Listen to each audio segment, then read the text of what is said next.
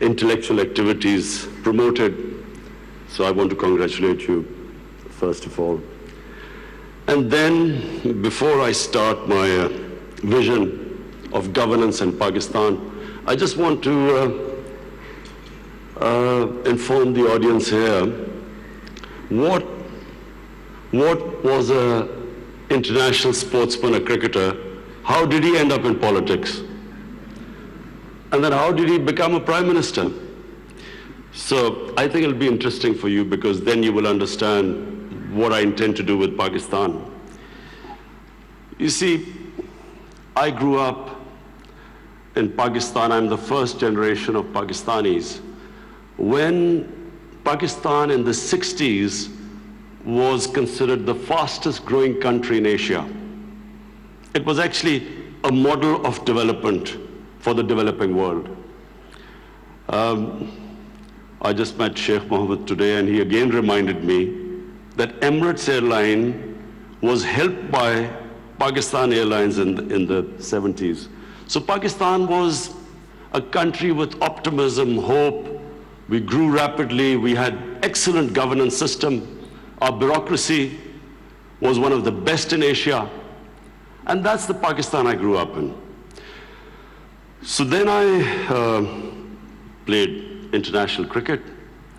When I started my international cricket, Pakistan was one of the weakest teams in world cricket. And we were emerging from colonialism. So we took great pride as our team became stronger and it competed. And by the time I left cricket, Pakistan was world champions. So I took pride, like my countrymen, as we competed internationally and we grew in confidence. But unfortunately, our country could not keep up that pace. Countries have, life of a country is in cycles. It's never in a straight line. You go up, you go down, course correction, countries come up, some countries don't go up. So in Pakistan's case, we were going up, and then various things happened when we started our down cycle. So when I left cricket, I started building the first cancer hospital in Pakistan. Reason was because my mother died of cancer. And it's then I realized there was no cancer hospital in the whole country. And then it occurred to me that people like me who were well off, I could afford to take my mother for treatment abroad, but what happened to the common man? Cancer is one of the most expensive treatments. So I started this movement, really. I went into the public to collect money to build this hospital. And so I'm just explaining to you how I got into politics. So one was cricket, watching our country go up as a cricketing nation, the pride that we could compete internationally and become world champions. Second was this cancer hospital. When I went to the public to collect money, I realized that our people are very generous and strong. Poorest of the poor people supported me. And I did what no one ever thought would happen, is that from public, I eventually collected money and built the hospital. And not just that I built it. It's a cancer hospital where 80% of patients get free treatment. Cancer treatment is one of the most expensive treatments. So then first I built it, and then to run the hospital, I again went to the people. And so it is the only private cancer hospital in the world which treats 80% people free, because it's the people who donate to the hospital. They built it, they run it. So I kept thinking, why is it that people are so generous to build a hospital and run it, but why don't they pay taxes? We were a country, and then I discovered we're a country which is amongst the top 5 countries in giving charitable donations. But at the same time, we are right at the bottom in giving taxes. And the reason was that people did not trust the government. They thought that their taxes were wasted by the government. It was spent on the lavish lifestyle of the ruling elite. So why would people pay taxes? And of course, then the levels of corruption, because corruption is basically stealing taxpayers' money. But there was a third reason why I ended up in politics. And that was, I watched, first of all, I used to play professional cricket in England, so half my year was in England and then half in Pakistan. And I saw how a developed country, how the institutions worked, why they went ahead, how the governments were accountable, how there was meritocracy, and above all, how there was human development, the money spent on human beings. So I could compare what was going on in Western countries, and then I could see what was happening in our own country. But then I also saw other countries develop, and one of them was UAE.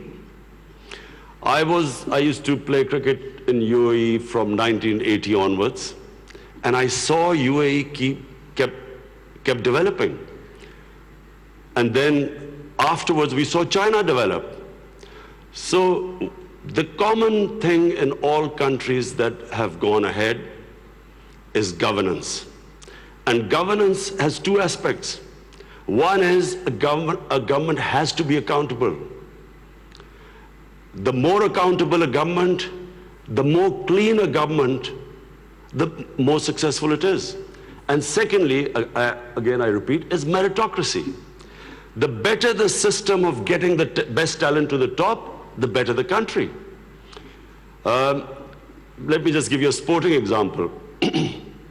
Australia is the most successful cricketing country in cricket history of over 200 years. Because Australia has the best system of bringing its talent up.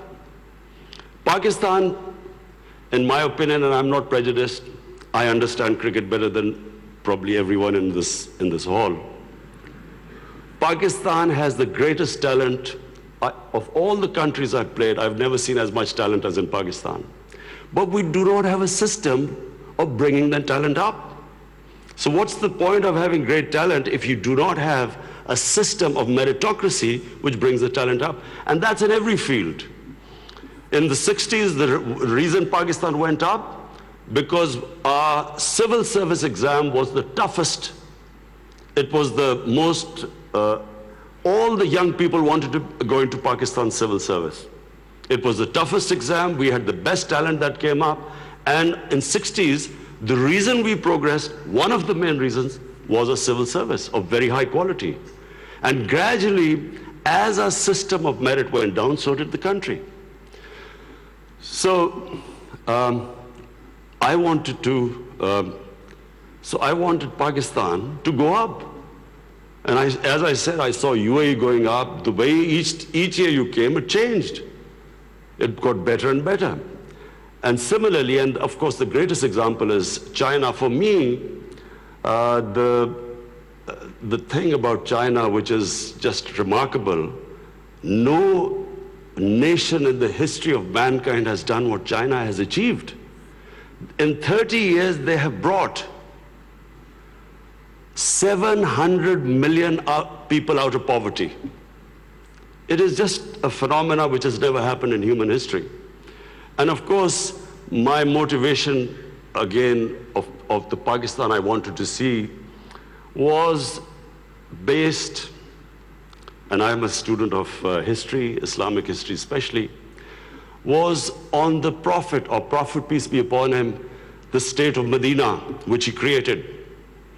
Now, why do I say the state of Medina? Because the state of Medina laid the foundation of one of the greatest civilizations in the history of mankind. The principles that found the foundation of the state of Medina is what, for the next 700 years, was the greatest civilization on earth. And what were those principles? The state of Medina was founded on incredible principles of justice and humanity. It was the first time a welfare state was made. a state that took responsibility of the weak, what China has done right now. That was the state of Medina, where first time a state took responsible for its poor, its weak, its orphans, its widows. In the state of Medina, the first time pensions were created. Old people were also, it was a humane state. And secondly, there was justice, rule of law. These were the two main things. And the third thing, the Prophet of Islam, peace be upon him, made seeking knowledge a sacred duty. The word was that even if you have to go to China to seek knowledge, you must.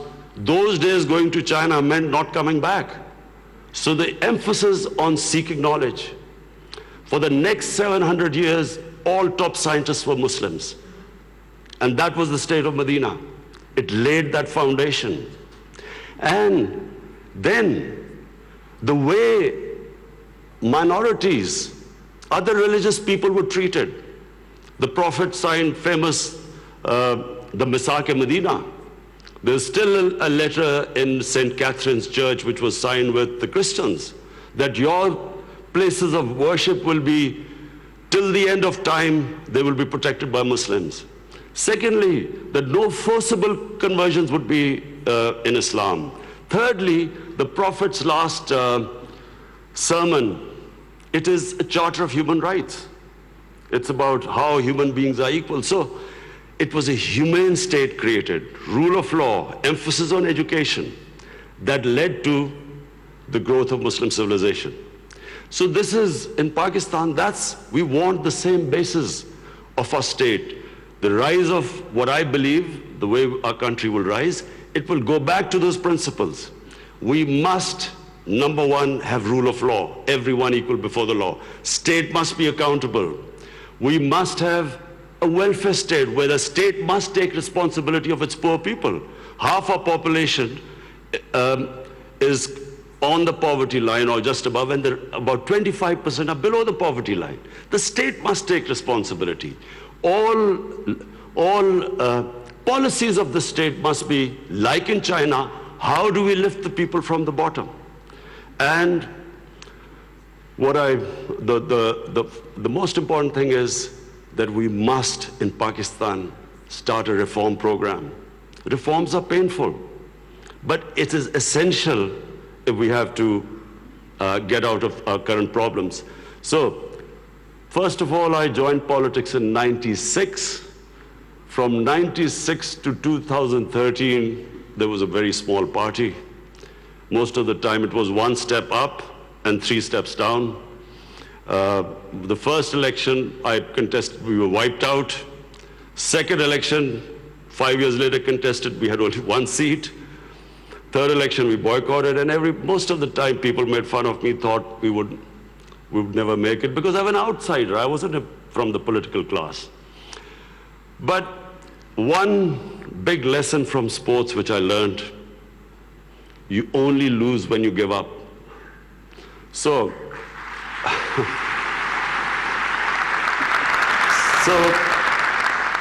kept learning from my mistakes, kept getting up, falling, getting stronger. Eventually we formed government in one of the 4 provinces in 2013, and it was the KP province which was devastated by war on terror. It was on the border of Afghanistan, the tribal areas, the whole fighting took place in that region. The police was devastated by attacks. We had 70% of industry closed, and KP has a reputation that they only give you 1 chance. Each government comes once, it's ousted the next time. So we came in a coalition government, and we started our reform programs. First of all, we started spending money on human development, health and education. Secondly, we did, first time in Pakistan history, no party had done before, we started spending money on climate change. Pakistan is about 8th in the countries that are most vulnerable to climate change. So we took this ambitious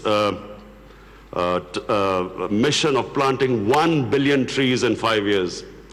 And then we reformed the police, depoliticized our police, depoliticized our bureaucracy, and then started tourism.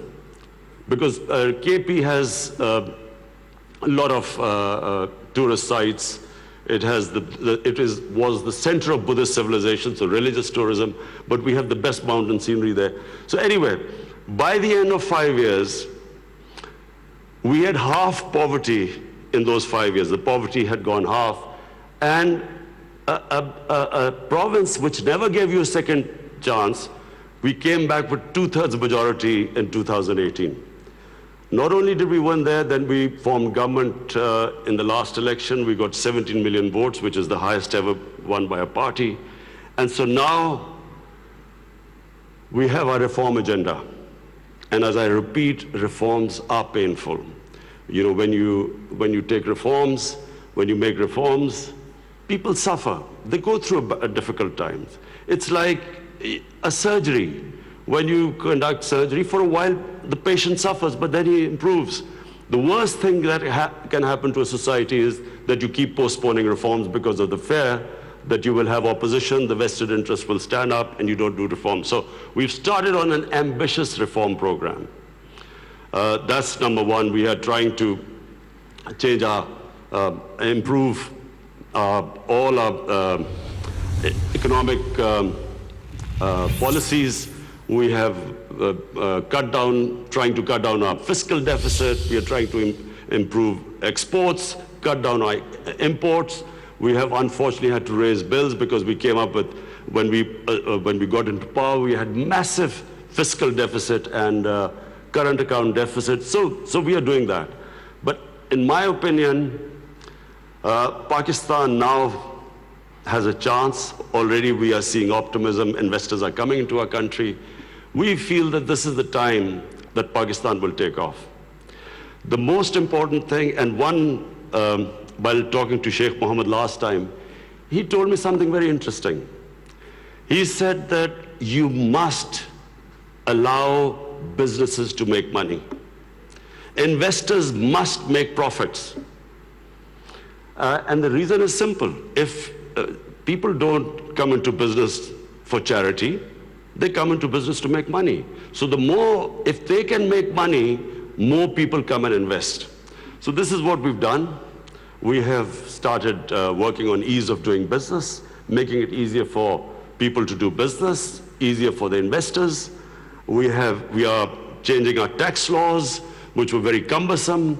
So we are conducting a series of reforms. And already we're seeing the signs of the country improving. But most important, Pakistan has the best tourist potential.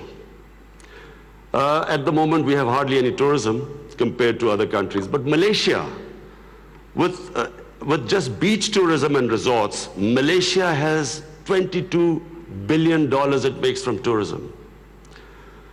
Turkey, with beach and historical sites, beach tourism, Turkey has $42 billion from tourism. Now, Pakistan has probably one of the best mountain scenery anywhere in the world. Half the world's highest peaks are in Pakistan. Pakistan has 1,000 kilometers of coastline. Pakistan has the oldest historical monuments, probably as old as anywhere in the world. We have Indus Valley civilization, which is 5,000 years old.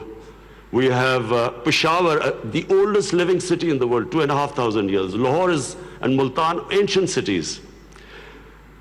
But what we have, probably more than any other, hardly any other country has, is religious tourism. We have, for Muslims, we have the Makkah and Medina of the Sikhs. The Sikh religion has the two holiest sites in Pakistan, and we have just opening those sites for Sikhs. And we have opened up a visa regime. First time in Pakistan, we have 70 countries which can come in and get visa at the airport. We also have, I mentioned Buddhist civilization, the Gandhara civilization, which was the cradle of Buddhist civilization, is in KP, north of Islamabad. some of the ancient sites. The biggest sleeping Buddha, 40 feet, is in Haripur. And then we have, for the Sufis in Islam, we have some of the greatest highest number of Sufi shrines all over Pakistan. So what we are doing is we are opening up the country.